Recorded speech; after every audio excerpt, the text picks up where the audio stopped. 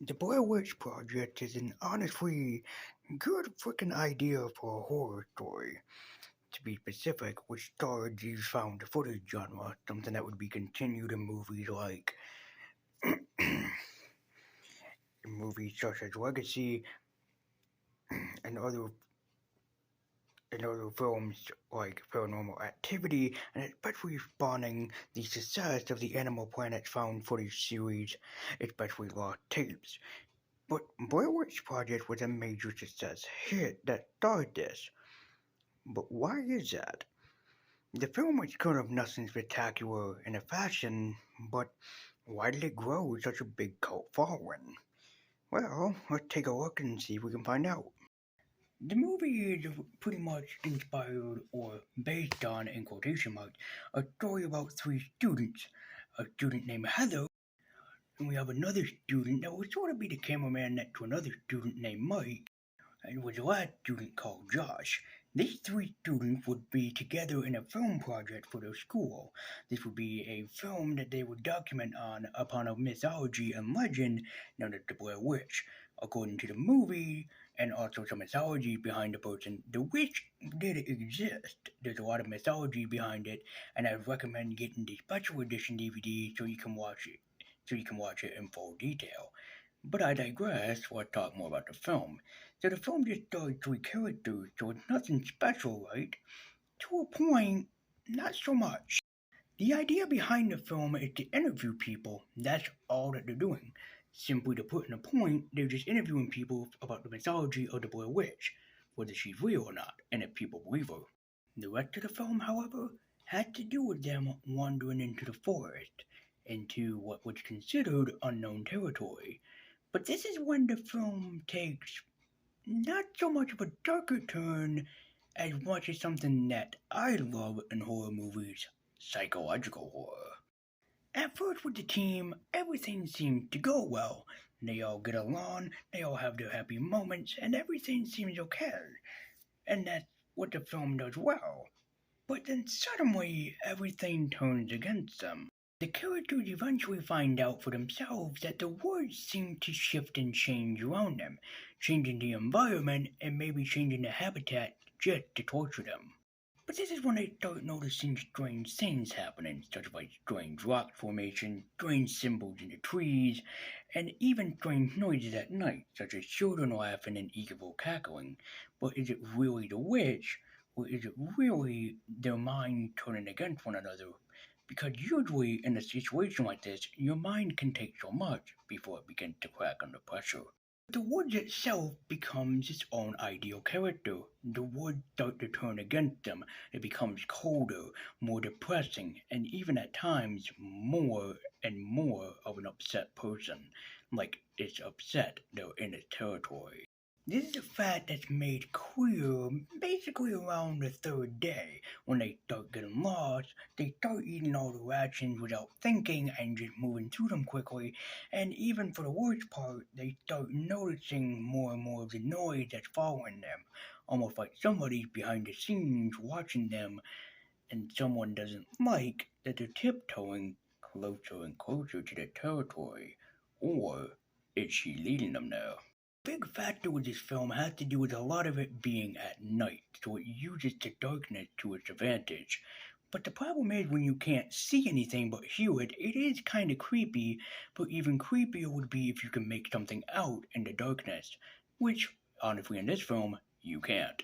I'll give the film this. It's creepy, yes. It has establishing moments, yes.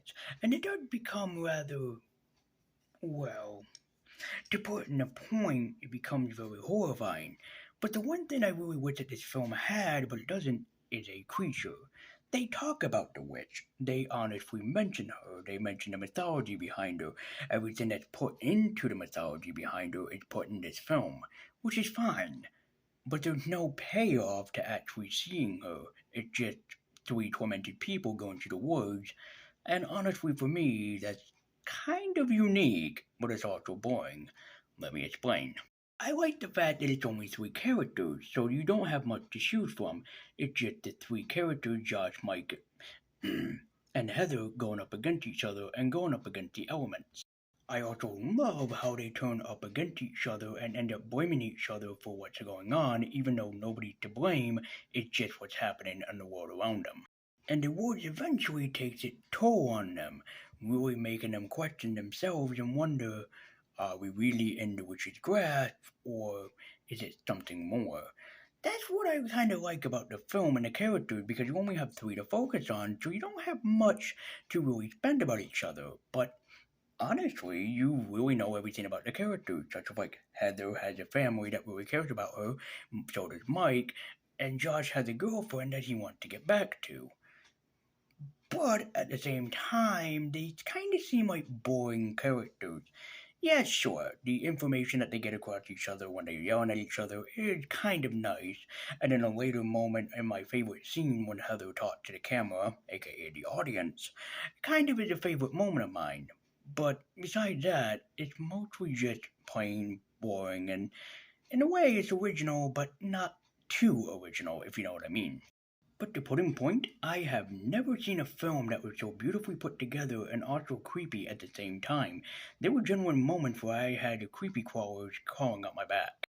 But the film eventually takes a darker toll when Josh goes missing. They don't know what happened to him. All they know is that he went missing and he cannot be found. But they think they hear him in the woods, calling to them, beckoning for someone to help him. But I think the most famous scene, aside from the witch itself, comes from the movie itself. The scene of the house. It's a small scene, it's not actually that long, but it means so much because the audience can put together what this house must have been used for. Inside, when they discover all the bloody handprints, must have meant that a lot of children were probably killed here, which probably means it was a place of utter sacrifice, or even worse, the place of a killer. But the building itself is almost a character that you really feel for the building. You know what it's been through, but somehow surviving the elements. Nobody knows how old this house is, but it's been standing for so long, and it's actually a nice little touch in this movie, such as the woods is the character itself becoming a dark entity that the characters find themselves working against, and the house is like the bigger dark entity that they don't know anything about, but it's unknown that they can't escape from it. They find themselves drawn more and more deeper into it, which comes to the least favorite part of this movie for me, the ending. The movie ends so abruptly. It had Michael going down to the basement and trying to look for his friend Josh, and then Heather follows on too. What happens is that she finds him, but then all of a sudden the camera just drops. For me, even if you're not a horror movie fan, but if you're in film school or if you're thinking about going, consider checking out Blair Witch. It has a lot of interesting character development, a lot of weird good camera angles, and aside from the fact that it kind of technically doesn't have a script, it's just characters working off each other, it works quite well.